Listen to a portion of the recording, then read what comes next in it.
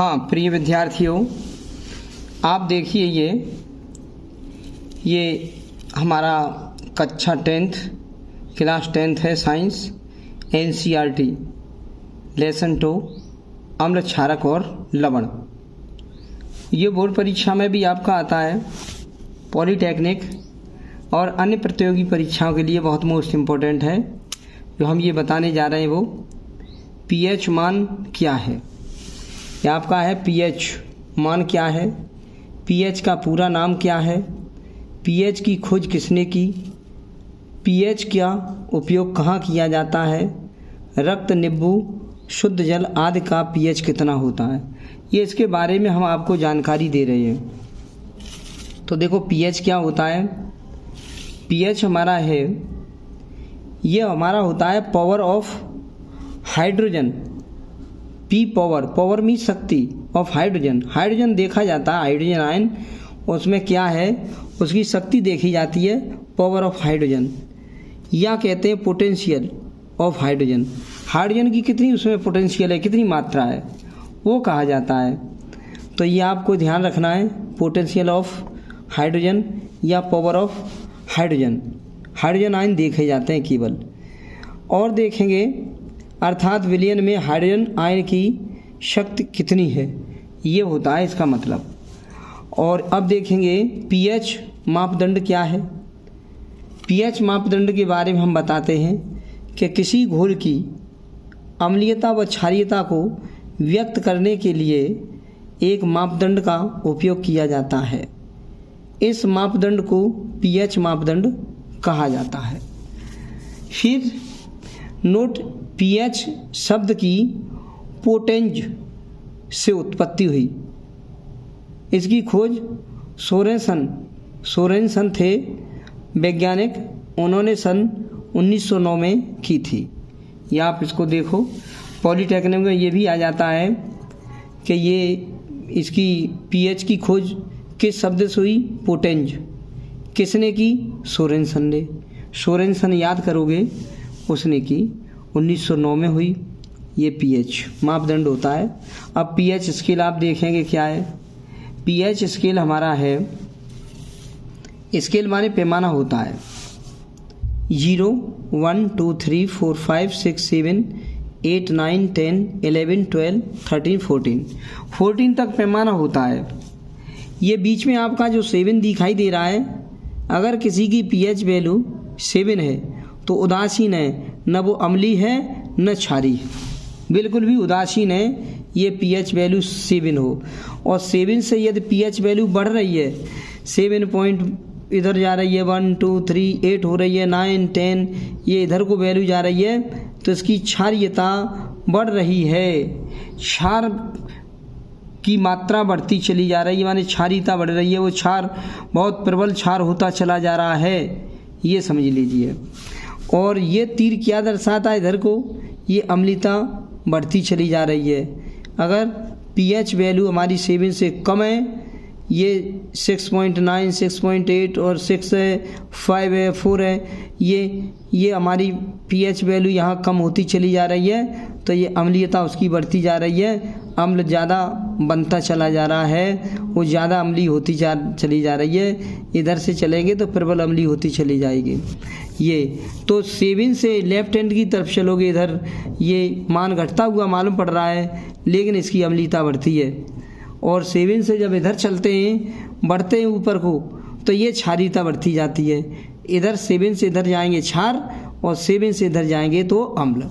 और बीच में 7 उदासीन होता है, न वो क्षारी होता है विलयन, न अम्ली होता है। अब 1 पॉइंट क्या है, pH स्केल से स्पष्ट है कि उदासीन विलयन का pH मान 7 के बराबर होता है, और अम्लीय विलयन का pH मान 7 से कम होता है। 7 से अगर कम होगा इधर को तो वो अम्लीय विलयन होगा, और 7 से अगर अधिक होगी pH की वैल्यू तो वो क्षारी विलयन होगा। क्षारी विलयन का pH 7 से अधिक होता है, ये याद रख लो। कुछ पदार्थों के pH निम्न हैं। क्या pH निम्न है, देखो बताते हैं। आमाशय जो हमारा पेट में होता है, आमाशय, उसमें जो रस बनता है उसका pH मान 1 होता है। नींबू रस, नींबू का रस का है, उसका pH मान 2.5 होता है। सिरका का pH मान 3 होता है, टमाटर रस का pH मान 4.1 होता है, पसीना का pH मान 4.5 होता है, अम्ल वर्षा का pH मान 5.6 होता है, अम्ल वर्षा का pH मान 5.6 होता है। अगर आप इसको लिखना चाहो तो वीडियो को रोक करके, जहाँ आपको वीडियो मालूम पड़े हम रोक लेंगे, वीडियो को रोक करके इसको आप लिख सकते हो, अपनी फेयर बना सकते हो। फेयर बनाने से ये है कि आप उसको रिवाइज भी कर सकते हो, कभी भूल जाओ तो देख सकते हो, और इसीलिए फेयर बनाई जाती है। वीडियो को रोक दो और वहीं ये लिख लो, और आगे और ऊपर कर दे रहे इतना, फिर वीडियो रोक लो, ये फिर आगे लिख लो कि क्या क्या है। बस ऐसे आप लिख लेंगे, फेयर बनाएंगे अच्छे, और नोट कर लेंगे इसको, पॉइंट को देखते रहेंगे, रिवीजन करते रहेंगे। अब देखो यहाँ पर आ गए ये पेशाब का pH, जो पेशाब होती है, टॉयलेट होती है, उसका pH मान 6 होता है। दूध का pH मान 6.5 होता है। शुद्ध जल का pH मान 7 होता है। आंसू का pH मान 7.3 होता है। रक्त का pH मान 7.4 होता है। पित्त का pH मान 7.5 होता है, जो हमारे पित्ताशय में पित्तरस बनता है, जिसे भोजन पचता है, वो 7.5 होता है। चूना जल का pH मान 11 होता है। अब क्या है, ये आपके जितने भी आपको pH मान दिखाई दे रहे हैं, pH वैल्यू, वो उनमें कंपटीशन में कौन से दो ज़्यादा आते हैं?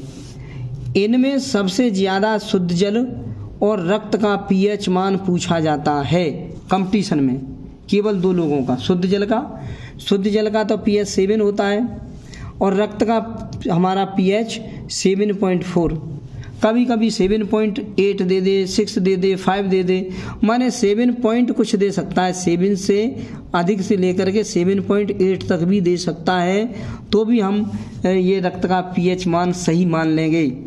कभी कभी 7.8 भी दे देता है, तो आप 7.8 पे भी लगा सकते हैं रक्त का pH मान। वैसे तो 7.4 भी होता है, 7.788 तक भी हो सकता है। ओके, अच्छा, अब देखो दैनिक जीवन में pH मान का महत्व। दैनिक जीवन में pH मान का महत्व क्या है? अब क्या है महत्व? पाचन तंत्र में pH का महत्व क्या होता है?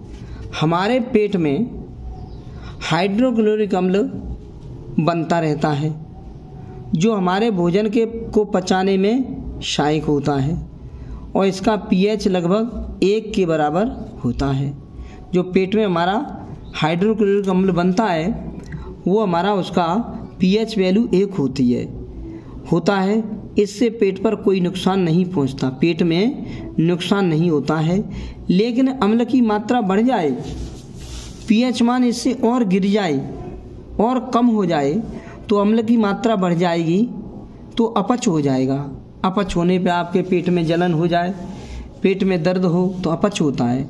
इसे कम करने के लिए एक दवा जो क्षारी होती है, एंटासिड का इस्तेमाल करते हैं। जो एंटासिड होती है दवा, ये क्षारी होती है, और ये क्षार इस अम्ल में क्रिया करता है, तो लवण बना देता है, अम्ल की मात्रा कम कर देता है, तो पेट की जलन और दर्द हमारा बंद हो जाता है। तो ये आपका यहाँ हो गया। तो ये आपकी बात आ जाती एंटासिड। कभी कभी कंपटीशन में पॉलीटेक्निक में आती है कि पेट में जलन, अम्ल की मात्रा बढ़ जाए, तो उसको कम करने के लिए कौन सी दवा का प्रयोग करते हैं? तो वो दवा होती है, ये दवा लिखी है एंटासिड। ये पॉलीटेक्निक में आता है ये वाला क्वेश्चन, एंटासिड का इस्तेमाल करते हैं। अब दूसरा पॉइंट देखेंगे, pH परिवर्तन पर दांतों पर प्रभाव। जो दांत हमारे खराब हो जाते हैं, दांत काले काले हो जाते हैं, भीतर, बाहर काले नहीं, जो दांत की सतह होती है वह अंदर काले से हो जाते हैं, कहते हैं कीड़ा लग गया। वो कीड़ा नहीं होता है। वो क्या होता है, जब हम शर्करा युक्त अर्थात चीनी युक्त भोजन या मीठा युक्त भोजन करते हैं, तब यह मुंह में मौजूद बैक्टीरिया द्वारा अपघटित होकर के अम्ल बनाता है। और जब मुंह का pH मान 5.5 से कम हो जाए, तो अम्ल जब ज़्यादा बन गया, तो हमारे दांत क्षतिग्रस्त होने लगते हैं, जिससे ठीक करने के लिए टूथपेस्ट का इस्तेमाल करते हैं। टूथपेस्ट हमारा होता है, उसका इस्तेमाल करते हैं। ऐसा हमारे दांत ये कैल्शियम फास्फेट के बने होते हैं, कड़े मजबूत।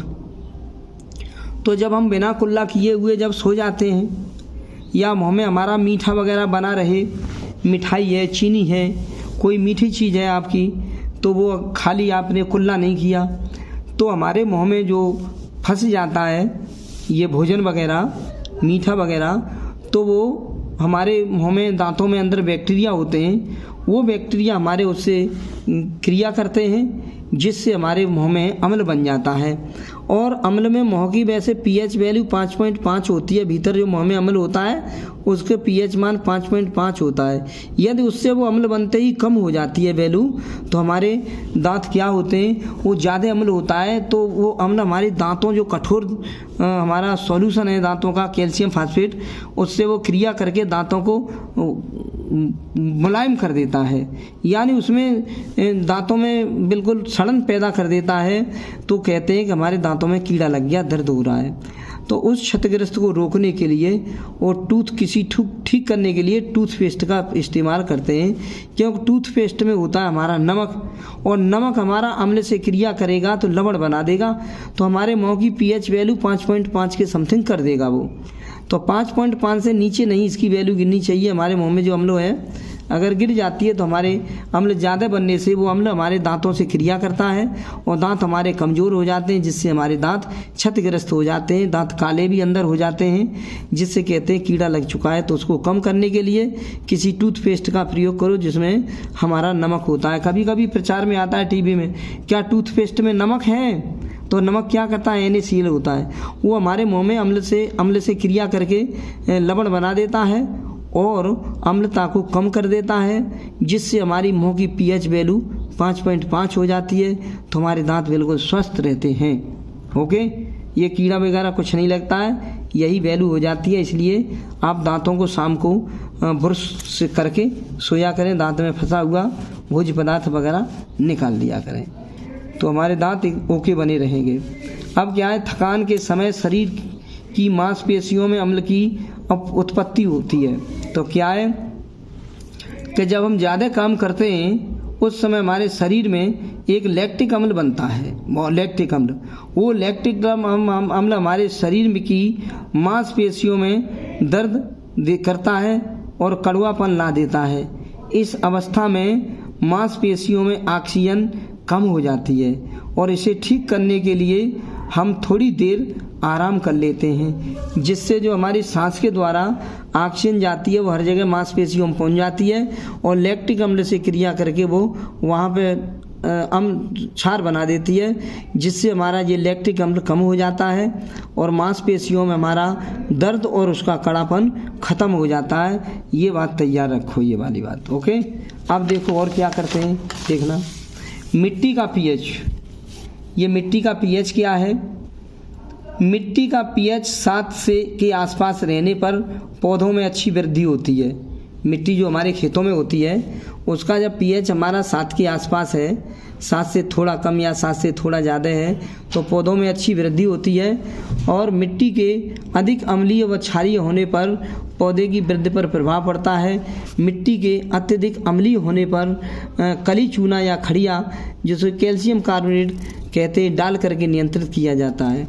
जैसे बहुत से लोग क्या करते हैं, जब अम्लीय वर्षा वगैरह होती है और अम्लीय वर्षा वगैरह होने पर हमारे खेतों में पानी जो आता है वो अम्लीय हो जाता है, तो हमारी अम्लीय मिट्टी हो जाती है। अम्लीय मिट्टी या क्षारीय मिट्टी हो जाए उससे पौधों में वृद्धि रुक जाती है।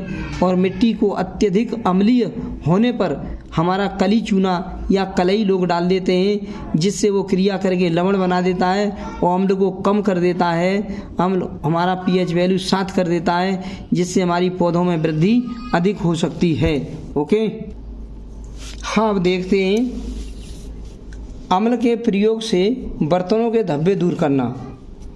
जो हमारा जैसे मान लो तांबे के बर्तन हैं, पीतल के बर्तन हैं, उन पर वो चमक कम हो जाती है। क्यों? कि कांपर के बर्तनों पर भास्मिक कांपर ऑक्साइड, जो कांपर है ऑक्सीजन से क्रिया करके भास्मिक कांपर ऑक्साइड बना देता है, उसकी परत जम जाती है, जिससे उसकी चमक कम हो जाती है। तब क्या करते हैं, नींबू या मट्ठा के से साफ करने पर बर्तन चमकने लगते हैं। और नींबू और मट्ठे में अम्ल होता है। नींबू या मट्ठे में अम्ल होता है। अम्ल वो भास्मिक ऑक्साइड क्षार बन गया, वो अम्ल क्षार से क्रिया करेगा, लवण बना देगा, तो ये भास्मिकता कम, क्षारीयता कम हो जाएगी और ऊपर की परत हट करके बर्तन चमकने लगते हैं, क्योंकि नींबू और मट्ठे में अम्ल होता है। अम्ल भास्मिक कॉपर ऑक्साइड से क्रिया करके लवण बना देगा और ये क्षारीयता कम हो जाती है। अब पीएच और जली जीव, पीएच का प्रभाव जली जीव पे क्या कैसे पड़ता है वो भी बताएं। ये परीक्षा में आ जाता है आपका, क्या है वो, जल का पीएच एक निश्चित सीमा के अंदर रहने पर उसमें रहने वाले जीव सुरक्षित रहते हैं। अम्ल वर्षा या अन्य कारणों से जब नदियों और तालाबों का पीएच कम हो जाता है तो उसमें जो जली जीव हैं उनका जीवन संकट में पड़ जाता है, तो वो मर सकते हैं। वो कभी कभी ऐसा होता है कि वर्षा होती है तो तालाबों में पानी चला जाता है, वो अम्लीय वर्षा होती है, क्योंकि वायुमंडल में हमारे सल्फर डाइऑक्साइड है, नाइट्रोजन गैस, NO2 गैस है, ये वर्षा की बूंदों से क्रिया करके और अम्ल बना देता है। वो अम्ल होकर के वर्षा होती है, वो अम्लीय वर्षा कहलाती है। या अन्य कारणों से जब नदियों तालाबों का पीएच गिर जाए तो उसमें रहने वाले जलीय जीव हैं उनका संकट, जीवन संकट में पड़ जाता है, अर्थात वो मर जाते हैं। कभी कभी मछलियाँ तालाबों में बरसात के बाद मरी हुई दिखाई देती हैं, ऊपर तैरने लगती हैं, मर करके मर इसलिए जाती हैं, अम्लीय हो जाता है और उनके जीवन पर बुरा प्रभाव पड़ता है। अब देखिए ये प्रश्न बहुत अच्छा है, ये आपका परीक्षा में भी आ जाता है। अम्ल और क्षार में क्या अंतर है? अम्ल और क्षार में देखो अंतर हम बताते हैं। अम्ल व क्षार में अंतर बताओ, तो अंतर क्या होता है? अम्ल स्वाद में खट्टे होते हैं और क्षार स्वाद में कड़वे होते हैं। अम्ल जलीय विलयन में H आयन देते हैं, H धनायन देते हैं, और क्षार जलीय विलयन में OH आयन देते हैं। फिर देखते हैं अम्ल नीले लिटमस को लाल कर देते हैं और क्षार लाल लिटमस को नीला कर देते हैं। उदाहरण के लिए देखते हैं, उदाहरण है अम्ल में HCl है, H2SO4 है, HNO3 है, CH3COOH है। देखो अम्ल में या तो आगे H होगा, आगे H देखो, आगे H देखो, या पीछे H होगा। आगे H या पीछे H होता है, ये अम्ल होता है। ये आप OH नहीं मान सकते क्योंकि एसीटेट का पूरा होता है, एसीटेट का CH3COO और H जुड़ी हुई है, ये OH नहीं है, H जुड़ी है। तो अम्ल में H आयन दिखाई देने लगते हैं केवल। क्षार देखो, क्षार उदाहरण क्या है? NaOH, इसमें OH होगा, NaOH, KOH, COH, NH4OH, क्योंकि अम्ल क्या करते हैं? OH आयन देते हैं। तो यही OH इसमें लगा हुआ है। ये सोडियम हाइड्रोक्साइड है, ये पोटेशियम हाइड्रोक्साइड है, ये कैल्शियम हाइड्रोक्साइड है, ये अमोनियम हाइड्रोक्साइड है। ये क्या है? ये हाइड्रोक्लोरिक अम्ल है, HCl नमक का अम्ल कहते हैं। ये H2SO4 है, सल्फ्यूरिक अम्ल कहते हैं, ये गंधक का अम्ल होता है, इसमें S है, S गंधक होती है। HNO3 ये सोरिक अम्ल होता है, इसे नाइट्रिक अम्ल भी कहते हैं। HNO3 सोरिक अम्ल या नाइट्रिक अम्ल होता है। सोरा की Na3 होता है, उसी से HNO3 बनता है, तो सोरिक अम्ल या नाइट्रिक अम्ल होता है। और ये एसिटिक अम्ल होता है, CH3COOH, इसे सिरका भी कहते हैं। एसिटिक अम्ल या सिरका, कभी कभी देखा है कि अचार पड़ता है तो कहते हैं कि जाओ मेडिकल की दुकान से एसिटिक एसिड ले आओ। एसिटिक एसिड होता है एसिटिक अम्ल, ये सिरका का सूत्र होता है ये। ओके, अब देखो हम आपको एक ऐसी बात बताते हैं जो आप जिंदगी में न भूलो, एक सुपर ट्रिक है। क्या ट्रिक है वो बताएंगे। अनिल क्या होता है? अनिल अ माने अम्ल, नि माने नीले, लिटमस को ल माने लाल कर देते हैं। अम्ल नीले लिटमस को लाल कर देते हैं, अनिल। और छलनी, क्षार लाल लिटमस को नीला कर देते हैं। अम्ल नीले लिटमस को लाल कर देते हैं और क्षार लाल लिटमस को नीला कर देते हैं। तो अनिल छलनी, ये हमने एक टेक्निक निकाली है, अनिल छलनी। अनिल का मतलब है अम्ल नीले लिटमस को लाल कर देते हैं और छलनी का मतलब है क्षार लाल लिटमस को नीला कर देते हैं। अम्ल नीले लिटमस पत्र को लाल कर देते हैं और क्षार लाल लिटमस पत्र को नीला कर देते हैं। याद कर लो, अनिल छलनी लिटमस पत्र का ये है प्रश्न। लिटमस क्या होता है? लिटमस क्या है? लिटमस विलयन बैंगनी रंग का रंजक पदार्थ होता है। रंजक माने रंग बना देता है, किसी के अम्ल क्षार की क्रिया करता है तो रंग उत्पन्न कर देता है। लिटमस विलयन बैंगनी रंग का होता है, रंजक होता है, जो मतलब रंग पैदा कर देता है, जो थैलाफाइट समूह के लिचेन पौधे से निकलता है। लिचेन को लाइकेन भी यहाँ कह देते हैं, लाइकेन। लिचेन एक पौधा होता है, उससे ये हमारा विलयन निकलता है और बैंगनी रंग का होता है, रंजक होता है, जिससे रंग उत्पन्न होता है, जिससे अम्ल और क्षार की पहचान की जा सकती है। पीतल या तांबे के बर्तन में दही क्यों नहीं रखा जाता, ये भी इम्पोर्टेंट क्वेश्चन है। पीतल या तांबे के बर्तन में दही क्यों नहीं रखा जा सकता है, तो हम बताएं। पीतल या तांबा जो कि एक धातु होती है, और जो खट्टे पदार्थों जैसे दही है, नींबू है, ये इनसे क्रिया करके एक विषैला लवण निर्माण करता है, जो मानव स्वास्थ्य के लिए हानिकारक होता है। दही में एक लैक्टिक अम्ल पाया जाता है, वही अम्ल हमारा पीतल या तांबे से क्रिया करता है और एक विषैला पदार्थ बन जाता है, जो हमारे स्वास्थ्य के लिए हानिकारक होता है, जो धातु से क्रिया करके कर देता है। ये लैक्टिक अम्ल जो होता है दही में, कभी कभी पॉलीटेक्निक में आ जाता है कि दही में कौन सा अम्ल होता है, तो लिखेंगे लैक्टिक अम्ल होता है। दही में लैक्टिक अम्ल होता है, ये याद कर लेंगे। ये अम्ल हमारे पीतल या तांबे से क्रिया करेगा तो एक विषैला पदार्थ उत्पन्न कर देगा, जो विषैला पदार्थ हमारा एक लवण बनता है, जो मानव के स्वास्थ्य के लिए हानिकारक होता है। इसलिए पीतल या तांबे के बर्तन में दही नहीं रखा जाता है। अब आ गए प्रश्न। सोडियम हाइड्रोक्साइड की जिंक धातु से होने वाली क्रिया से निकलने वाली गैस का नाम लिखो। अब क्रिया का रासायनिक समीकरण भी लिखो। सोडियम हाइड्रोक्साइड होता है NaOH। सोडियम हाइड्रोक्साइड होता है NaOH, और उसकी जिंक धातु से क्रिया हो रही है। जिंक धातु होती है Zn। NaOH होता है सोडियम हाइड्रोक्साइड। हमने एक टेबल बताई थी, उसमें ये था सोडियम और हाइड्रोक्साइड। सोडियम की सांद्रता प्लस की 1, हाइड्रोक्साइड की -1, वो कट गए तो NaOH बन गया। और जिंक से इसकी क्रिया होती है, जिंक होती है जस्ता। तो Zn देख लेगा इसको। Zn नहीं, इससे क्या होता है, ये सोडियम हाइड्रोक्साइड जिंक धातु से क्रिया होता है तो सोडियम जिंकेट बनता है। सोडियम जिंकेट का सूत्र होता है Na2ZnO2। ये होता है Na2ZnO2। और हाइड्रोजन गैस निकलती है, ये याद कर लो। ये आपको याद करना पड़ेगा, रटना पड़ेगा। सोडियम हाइड्रोक्साइड की जस्ता से क्रिया होती है तो सोडियम जिंकेट बनता है और हाइड्रोजन गैस बनती है। तो हम क्या करेंगे, हाइड्रोजन गैस H2 होती है, H के 2 परमाणु, तो हमने यहाँ 2 का गुणा कर दिया। उस चक्कर में Na के 2 हो गए तो हमने Na के 2 लगा दिए। ऐसे यहाँ 2 का गुणा नहीं करेंगे, क्योंकि Zn की सांद्रता 2 होती है, यहाँ चढ़ गई वो। ओके, तो सोडियम जिंकेट का आप सूत्र याद करेंगे, Na2ZnO2। एक O बचा है, H2 हमारी गैस ये बन गई, O बचा है तो O2 लिखा जाएगा यहाँ पे O2।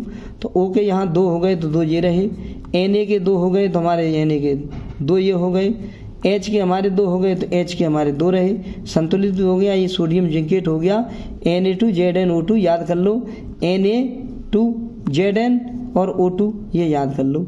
इसमें देख लेते हैं Na के 2 तो 2 का गुणा कर दो, Zn का 1 तो 1 है, O के 2 तो 2 का गुणा है O के 2, और H के 2 तो H के भी 2 दिखाई दे रहे हैं। H के 2, O के 2, Na के 2 ये दिखाई दे रहे हैं।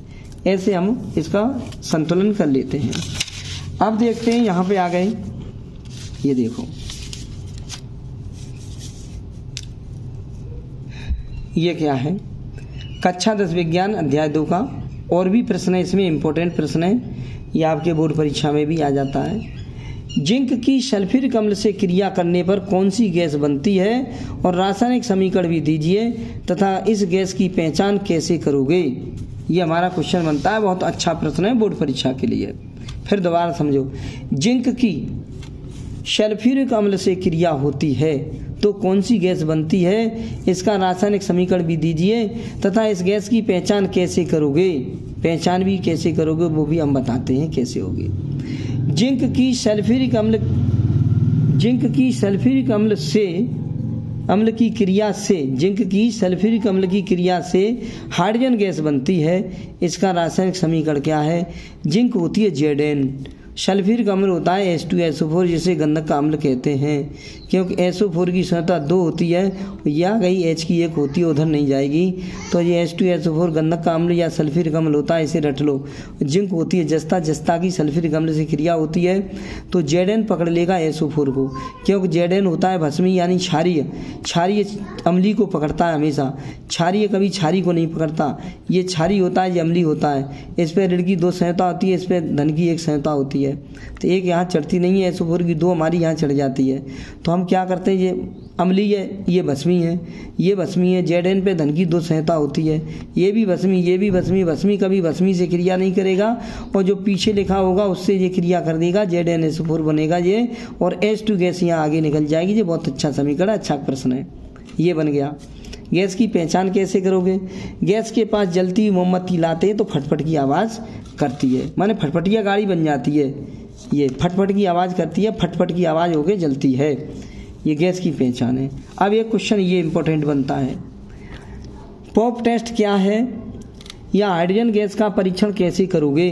आवश्यक चित्र बनाकर समझाइए। पॉप टेस्ट कह दो या हाइड्रोजन गैस का परीक्षण कैसे करोगे, आवश्यक चित्र दे करके समझाइए। तो क्या उत्तर में, जब किसी जिंक के टुकड़े की सल्फ्यूरिक अम्ल से क्रिया कराते हैं, जिंक के टुकड़े की सल्फ्यूरिक अम्ल से क्रिया कराते हैं तो हाइड्रोजन गैस बनती है। सल्फ्यूरिक अम्ल की जिंक के टुकड़े से क्रिया कराते हैं तो हाइड्रोजन गैस बनती है। तो वही है, जब जिंक के टुकड़ों की सल्फ्यूरिक अम्ल से क्रिया कराते हैं तो हाइड्रोजन गैस बनती है। इसका परीक्षण निम्न प्रकार किया जाता है। देखो आपकी ये परख नली है, एक ये परख नली, ये कहते हैं परख नली। परख नली में हमारा जिंक के टुकड़े पड़े हुए हैं ये, और H2SO4 पड़ा हुआ है सल्फ्यूरिक अम्ल, और ये स्टैंड लगा हुआ है, ये स्टैंड है, इस पे हमारे ये स्टैंड लग करके परख नली ये हमारे इससे कार्क लगी हुई है, इससे टिकी हुई है। इसमें एक यहाँ कार्क लगा करके एक निकास नली लगा देते हैं, ये कांच की होती है, निकास नली मुड़ी हुई होती है, और एक टब होता है, ये टब देखे नहीं, ये पानी के बड़े बड़े प्लास्टिक के टब होते हैं, उसमें पानी भर देते हैं कपड़ा धोने के लिए। टब में साबुन का पानी हमने भर लिया, ये वाला साबुन का पानी घोल क्यों भर लिया है कि इसमें जो गैस बनेगी वो बनेगी, यहाँ बुलबुले निकलेंगे तो साबुन से संपर्क करके पानी से वो बुलबुले बनते चले जाएंगे, बुलबुले दिखाई देने लगेंगे, हाँ ये बुलबुले हैं। बच्चे मेला में से ले लेते हैं कुछ और फूंक मारते हैं उसमें, तो बुलबुला बन जाता है, हवा में उड़ा चला जाता है। इसलिए हमने साबुन का ये लिया है कि वो साबुन के संपर्क में आकर के पानी से और बुलबुला बन करके ऊपर निकलते हुए मालूम पड़े। फिर यहाँ जलती हुई एक मोमबत्ती लगा देते हैं, ये मोमबत्ती जल रही है, ये उसकी वो है लौ निकल रही है, ये प्रकाश। तो ये बुलबुला क्या करेगा, फटफट की आवाज़ देगा, ये फट होकर के फूट जाएगा। ये देखो फूट गया, ये फूटने का चिन्ह है, ये फूट गया है, ये बुलबुला फट होके फूट गया। फटफट की आवाज़ होती है यहाँ पर, ये लगती है कि किसी की मोटरसाइकिल फटफटिया गाड़ी चल रही है, फट फट फट फट फट फट आवाज़ करेगा, मोमबत्ती की लो इसके संपर्क में आएगी तो ये ऑक्सीजन, ये हाइड्रोजन गैस फटफट की आवाज़ करती है। ये आपकी निकास नली है, ये कांच की बनी होती है, ये निकास नली है, ये परख नली होती है कांच की, ये कार्क लगा देते हैं इससे गैस इधर उधर ना निकले। और ये हमारा एक स्टैंड में ये जकड़ लेते हैं, जैसे ऐसे पकड़ लेते हैं किसी को, ऐसे पकड़ लिया, ये ऐसे देखो ऐसे, वही हमारे ये दिखाई दे रहे हैं, इसने इसे पकड़ लिया है। और ये स्टैंड है, ये ज़मीन पे स्टैंड रखा हुआ है, उस पर ये टब रखा हुआ है जिसमें साबुन का घोल है। और जैसे ही जस्ते के टुकड़े हाइड्रोजन ये सल्फ्यूरिक अम्ल से क्रिया करते हैं, देखो लिखा है Zn धन H2SO4, ZnSO4, Zn ने SO4 को पकड़ लिया, H2 गैस ये निकल गई, ये हाइड्रोजन गैस है। तो जब क्रिया करते हैं तो हाइड्रोजन गैस बनती है, वो निम्न प्रकार इसमें परीक्षण दिखाया गया है। जब बुलबुलों के पास में जलती हुई मोमबत्ती लाते हैं तो हाइड्रोजन गैस फटफट की आवाज़ करके जलती है, इसे पॉप टेस्ट भी कहते हैं। ये हाइड्रोजन का पॉप टेस्ट है, इसे देख लेना, ये बोर्ड परीक्षा में आता है, ये बहुत अच्छा प्रश्न है। ओके, और आप ऐसे तैयारी करते रहो, हम वीडियो बना के भेजते रहेंगे। और इसे शेयर और कर दिया करो, अपने बच्चों को दोस्तों को शेयर कर दो, और वीडियो को रोक करके अपना ये लिख लो, फेर बना लो। और पॉलीटेक्निक के लिए भी तैयारी करो। तो पॉलीटेक्निक में ये आ जाता है कि वह कौन सी गैस है जिसके संपर्क में मोमबत्ती आती है और फटफट की आवाज़ करती है। तो ये हमारी हो गई हाइड्रोजन गैस। हाइड्रोजन गैस बन रही है इससे, ये हाइड्रोजन गैस के बुलबुले ऊपर को उठ रहे हैं, साबुन के संपर्क में होकर बुलबुला उड़ता हुआ दिखाई देगा, जैसे ही मोमबत्ती के टच करेंगे जलती हुई ज्वाला को यहाँ, तो ये टच होगा तो फट फट की आवाज़ करेगा यहाँ पर। तो ये हाइड्रोजन गैस है, इसे ही हम पॉप टेस्ट कहते हैं। तो पॉलीटेक्निक में आ जाता है कि जो गैस फटफट की आवाज़ करती है जलाने पर, दहन करने पर या जलाने पर, वो कौन सी गैस होती है? तो आप लिखेंगे वो हाइड्रोजन गैस होती है। और हाइड्रोजन गैस बनती कैसे है? जस्ते के टुकड़े की सल्फ्यूरिक अम्ल से क्रिया कराते हैं तो हाइड्रोजन गैस बनती है। इसे पॉप टेस्ट भी कहते हैं। चित्र अपना बना के देख लेना, बहुत आसानी से बन जाता है। साबुन का घोल इसलिए यहाँ कर देते हैं कि जो बुलबुला बनेगा तो साबुन में बुलबुला बन के ऊपर उठेगा, जिसमें इसमें हाइड्रोजन गैस भरी होगी। ये हाइड्रोजन गैस हवा में इधर उधर नहीं हो, इस बुलबुले में ही भर के ऊपर उठती चली जाए। तो हम इसको देखेंगे यहाँ पे इसकी ज्वाला को लगाएंगे तो ये एकदम फट होके दहन होगा, जलेगा, फट फट की आवाज़ ये करता है। इसे पॉप टेस्ट कहते हैं। ओके, और आप लाइक भी कर दिया करो, अपने दोस्तों को शेयर कर दिया करो, शेयर बना लो और वो अपनी कॉपी बना करके और उसको उसके लिए रिवीजन के लिए रख लो। ओके।